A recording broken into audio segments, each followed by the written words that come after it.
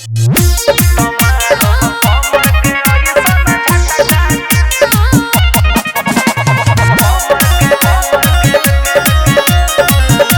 By Vikesh भोजपुरिया।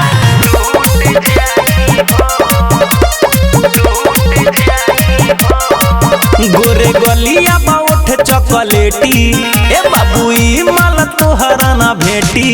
गोरे गलिया बा उठ चॉकलेटी ए बाबूई माल तोहरा ना भेटी। बैठल बाड़ो या गावा तो ठल छूट जाई हो। बैठल बाड़ो या गावा तो ठल छूट जाई हो। तमारब कमर के ऐसन झटका चौकी टूट जाई हो। तमारब कमर के ऐसन झटका चौकी टूट जाई हो।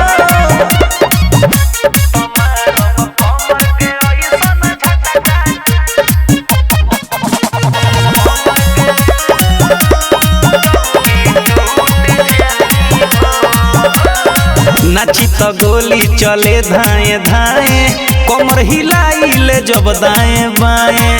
पावेला केतना लोग करे हाय हाय बॉडी पलैका सगड़ी लुटाए। आए हाय नाची तो गोली चले धाए धाए कमर हिलाइले जब दाएं बाएं। पावेला केतना लोग करे हाय हाय बॉडी पलैका सगड़ी लुटाए।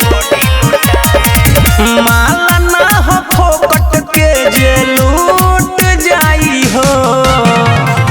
माला ना हो फोकट के जे लूट जाई हो।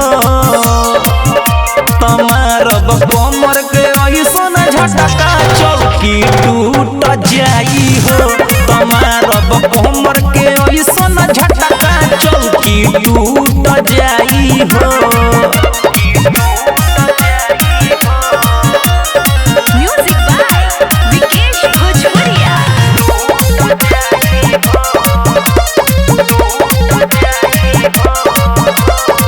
नाम रसीली हवे कमर कटीली हिलेला हमरे से बॉम्बे आ दिल्ली। फेरा में बाड़ो जवन तहरा ना मिली खाए के सपना ना देखो चिकन चिली ना ठेकी। नाम रसीली हवे कमर कटीली हिलेला हमरे से बॉम्बे आ दिल्ली। फेरा में बाड़ो जवन तहरा ना मिली खाए के सपना ना देखो चिकन चिली। हो जाई बवाल जे लहंगा उठ जाई हो। हो जाई बवाल जे लहंगा उठ जाई हो। तमारब कमर के ऐसन झटका चौकी टूट जाई हो। तमारब कमर के ऐसन झटका चौकी टूट जाई हो।